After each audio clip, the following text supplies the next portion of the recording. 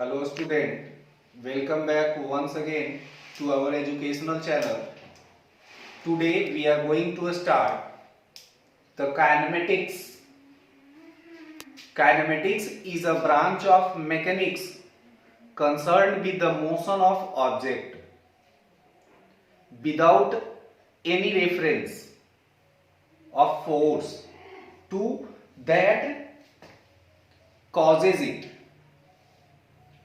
Forces that causes it. This branch of kinematics is related to the motion of object, every object in our surroundings. Like the train moves on railway track, object and vehicles moves on road, birds fly. As we switch on the switch of fan, the fan starts moving. These are various examples of motion in our surroundings or day-to-day life. In spite of these examples, our body also perform various types of motion.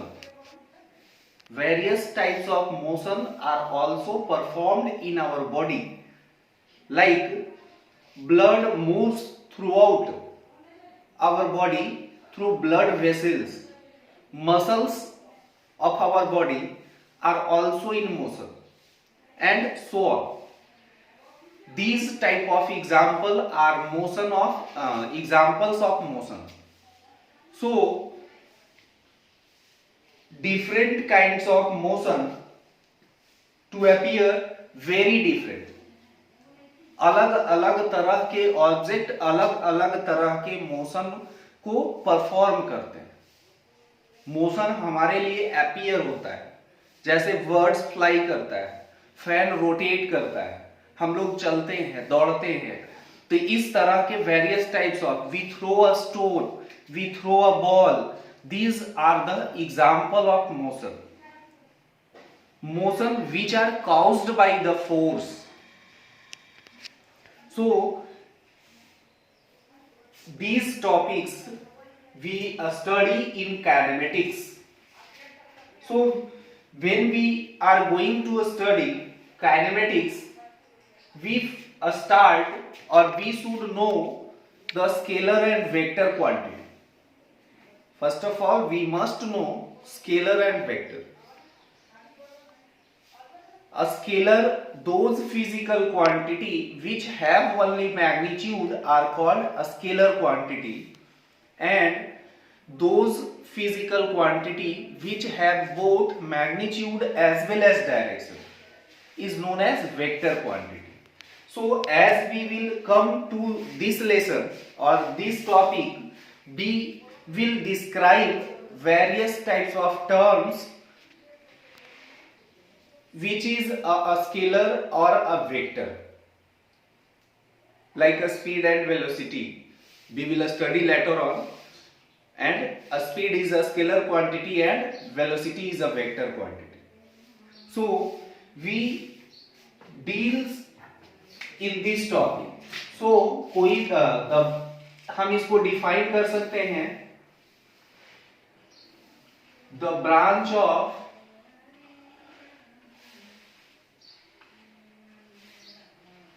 mechanics which deals with the study of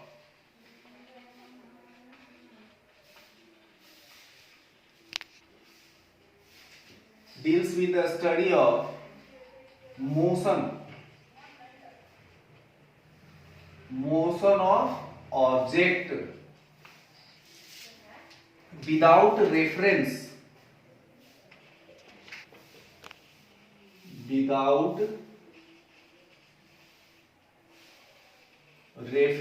to the force that causes it.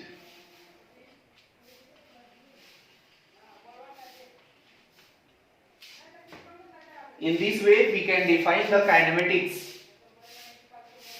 When we study the kinematics, first of all we know rest and motion.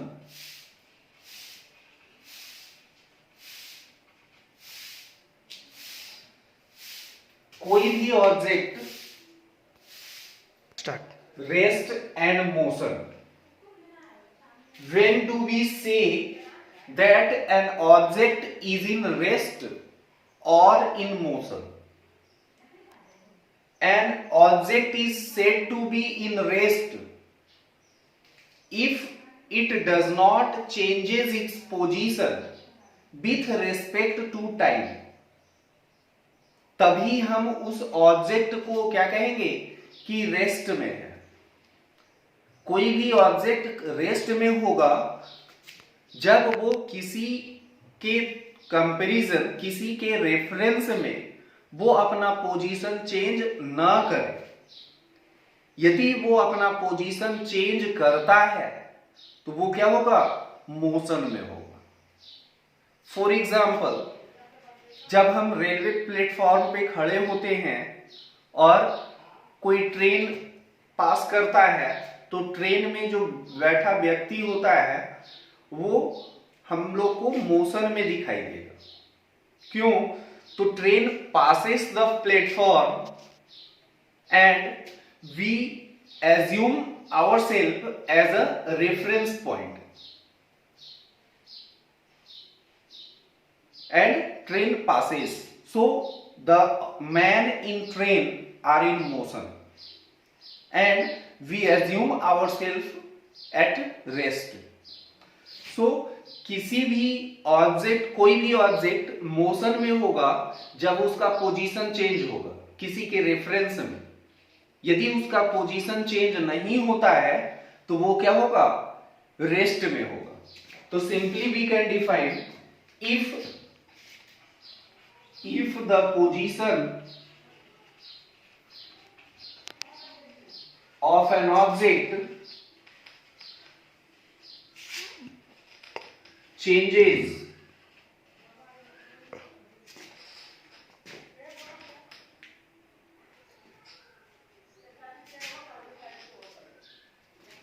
and if the position changes then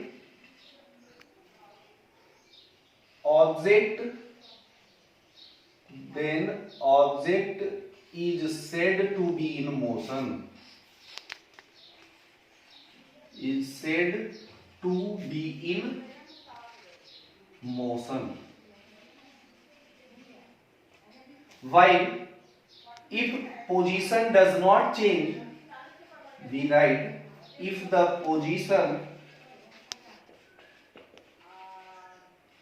of an object does not changes,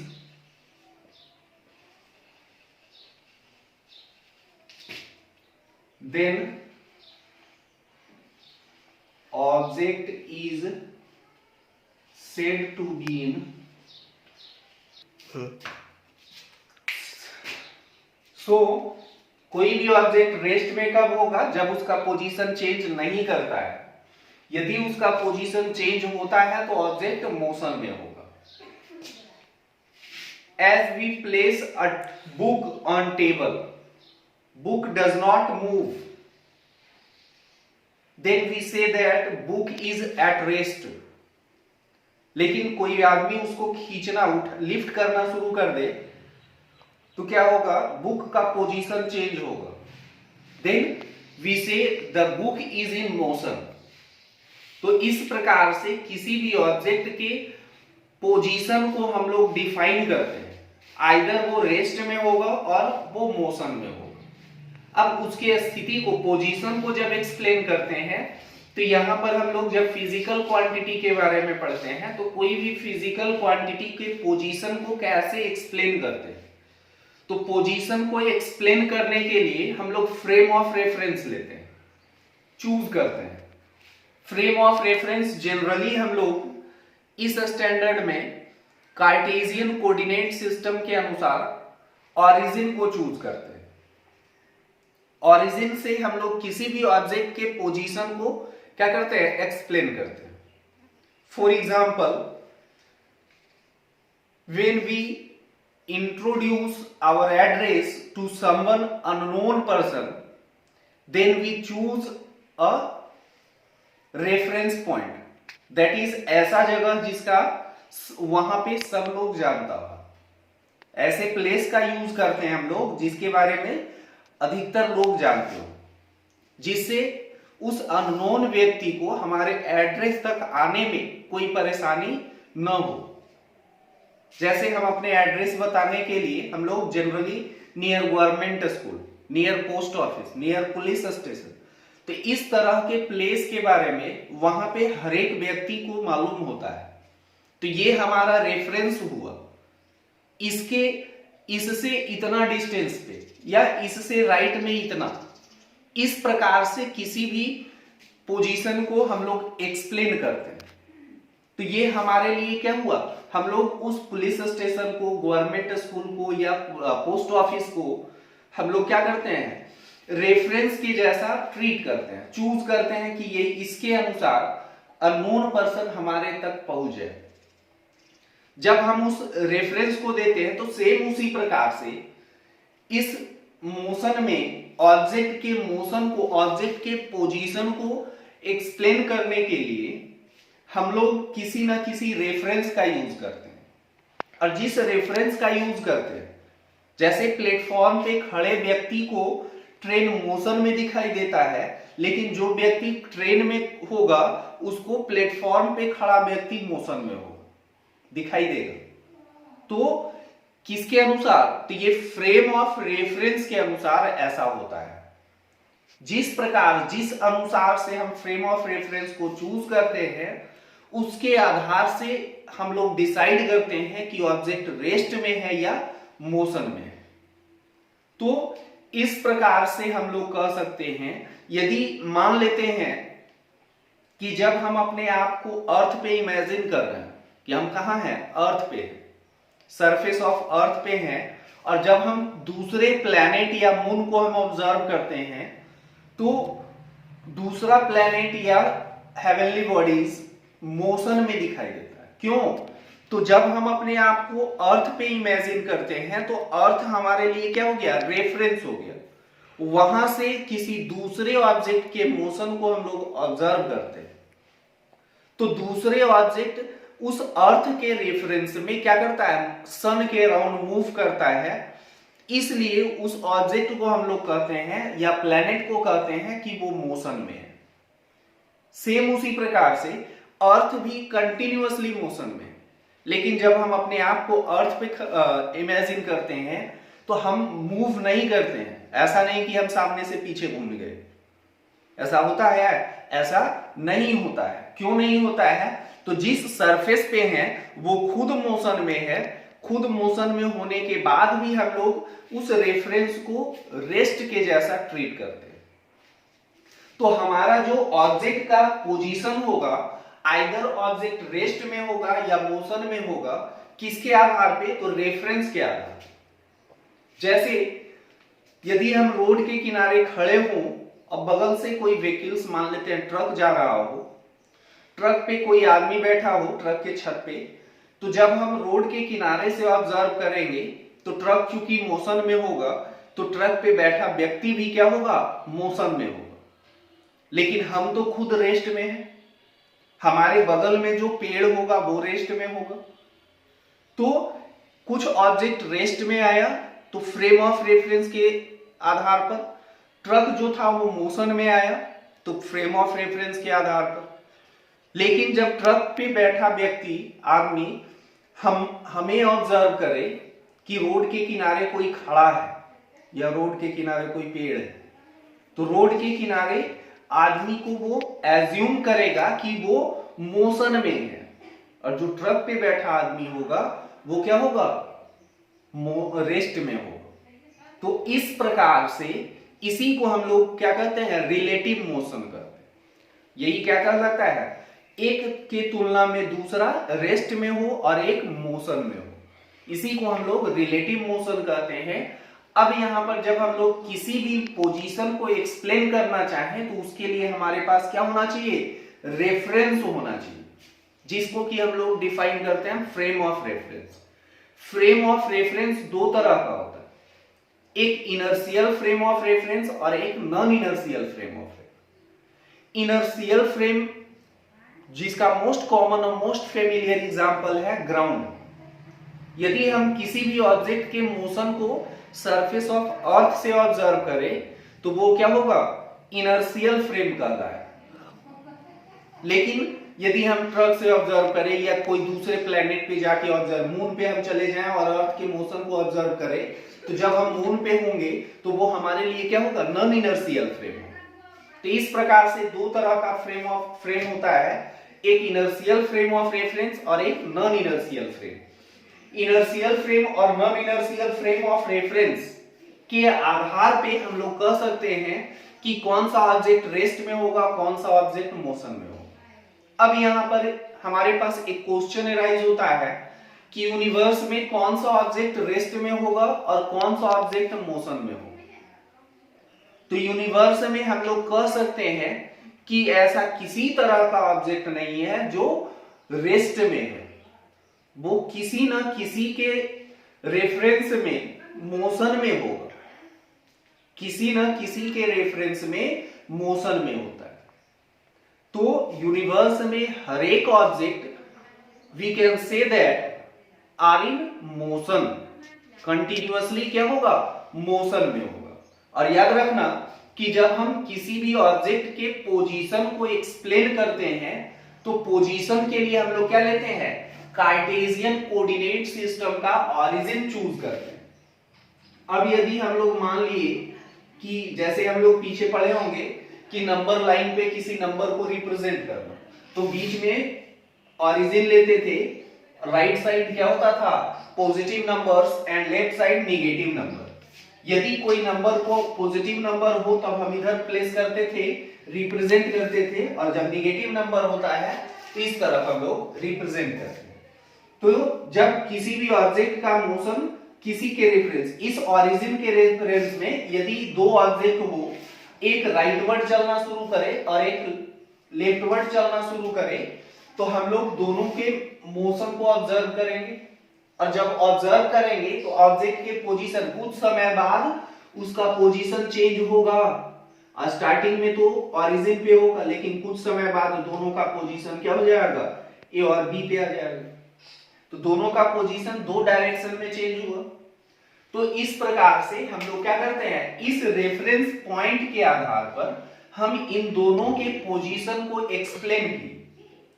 अब इन दोनों के position को जब हम लोग explain करते हैं तो इसी प्रकार से, अब जैसे कोऑर्डिनेट सिस्टम में जब हम किसी, मान लिए एक्स एक्सिस है और वाई एक्सिस है, ये बोर्ड इस पॉइंट के पोजीशन को एक्सप्लेन करना चाहें तो हम लोग क्या किए, कोऑर्डिनेट बनाए, कार्टेशियन कोऑर्डिनेट एक्सिस का चुनाव करते हैं, चूज करते हैं। अब यहाँ पर जो एक्सिस चूज किए, कोई कहे कि हम कहां लेंगे, किस प्रकार से एक्सिस का चुनाव करेंगे, तो ये एक्सिस को चूज करने के लिए हम लोग फ्री हैं, हम लोग अपने सुविधा के अनुसार कहीं पे भी चूज कर सकते हैं। और एक्सिस चूज करने के बाद एक्स एक्सिस से इसका डिस्टेंस, वाई एक्सिस से डिस्टेंस, तब हम इसके कोऑर्डिनेट को बता पाते हैं कि इस पॉइंट का जो पोजीशन है एक्स एक्सिस से इतना डिस्टेंस पे है और वाई एक्सिस से इतना डिस्टेंस पे है। तो इस प्रकार से किसी भी पार्टिकल या ऑब्जेक्ट के पोजीशन को हम एक्सप्लेन कर सकते हैं। अब मान लेते हैं कि जब इसका पोजीशन ये है और ये चूंकि मोशन में होगा तो यहीं पर होगा। जब इसका ये पोजीशन है और चूंकि हर एक ऑब्जेक्ट मोशन में होता है तो ये यहीं पर बैठा होगा नहीं, जब ये मोशन में होगा तो यहां से ये क्या होगा, मूव कर चुका होगा, कुछ आगे जा चुका होगा या पीछे आ चुका होगा, ऊपर जा चुका होगा, यानी कि अपने चारों तरफ में किसी न किसी तरफ वो जा चुका होगा। तो जब ये पार्टिकल यहां से किसी दूसरे जगह तक, दूसरे पॉइंट तक मूव किया हो तो क्या आता है, दो टर्म हम लोग जानते हैं। अब यहां पर हमारे लिए दो टर्म आता है, एक डिस्टेंस और एक डिस्प्लेसमेंट। डिस्टेंस और डिस्प्लेसमेंट।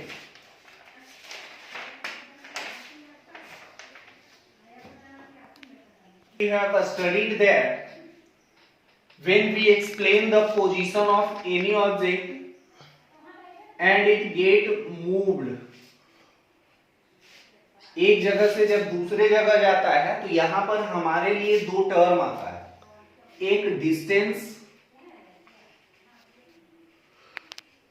और दूसरा डिस्प्लेसमेंट।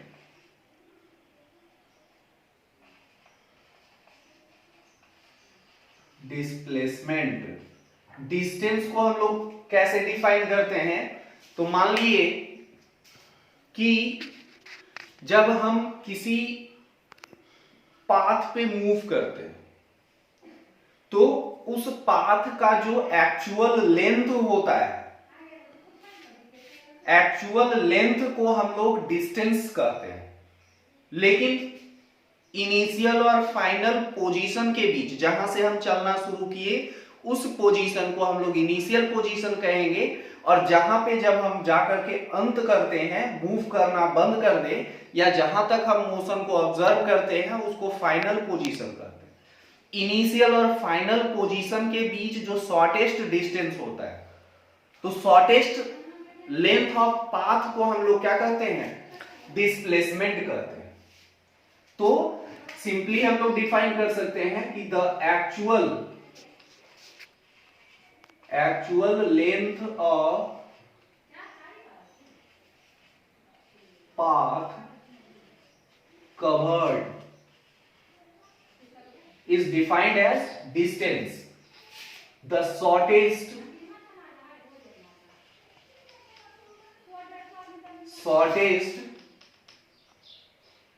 distance को हम लोग क्या करते हैं, between initial and final position, initial and final position को हम लोग क्या कहेंगे, डिस्प्लेसमेंट। अब मान लेते हैं कि ऑब्जेक्ट ए से बी तक आता है, बी से सी तक आता है, तो ए से बी और सी तक, ए से सी तक मूव करता है, तो डिस्टेंस कितना होगा, तो distance is equal to A B plus B C, total length, total path और लेंथ ऑफ पाथ को हम लोग क्या कहेंगे, डिस्टेंस डिफाइन करते हैं। लेकिन डिस्प्लेसमेंट क्या होगा, तो ए से सी तक जो शॉर्टेस्ट पाथ होगा, शॉर्टेस्ट डिस्टेंस होगा, शॉर्टेस्ट लेंथ ऑफ पाथ को हम लोग AC displacement is equal to क्या हो जाएगा, AC। यही क्या है, डिस्टेंस और डिस्प्लेसमेंट होता है। दो तरह का क्वांटिटी हम लोग को मिलता है, डिस्टेंस और एक डिस्प्लेसमेंट। पीछे हम लोग पढ़ चुके हैं कि जो जब भी किसी तरह का क्वांटिटी मिलता है तो उसके यूनिट को एक्सप्रेस करते हैं, और कैसा, किस तरह का, स्केलर है या वेक्टर, उसके बारे में हम लोग जानते हैं। तो जब डिस्टेंस के बारे में पढ़े तो डिस्टेंस चूंकि क्या होता है, स्केलर क्वांटिटी है, डिस्टेंस एक स्केलर क्वांटिटी है, it is a scalar quantity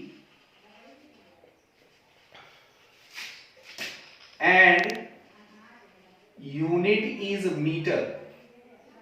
displacement क्या है, तो it is a vector quantity, vector मतलब magnitude, it is a vector quantity and unit is same as distance, metre. अब यहां पर जब हम डिस्टेंस के बारे में पढ़े तो डिस्टेंस जब भी होगा, यानी कि स्केलर क्वांटिटी है, तो जब भी होगा तो पॉजिटिव होगा, निगेटिव कभी नहीं होगा। लेकिन डिस्प्लेसमेंट क्या है, वेक्टर है, तो पॉजिटिव भी हो सकता है, निगेटिव भी हो सकता है और जीरो भी हो सकता है। और इसका जो यूनिट होगा वो क्या होगा, मीटर।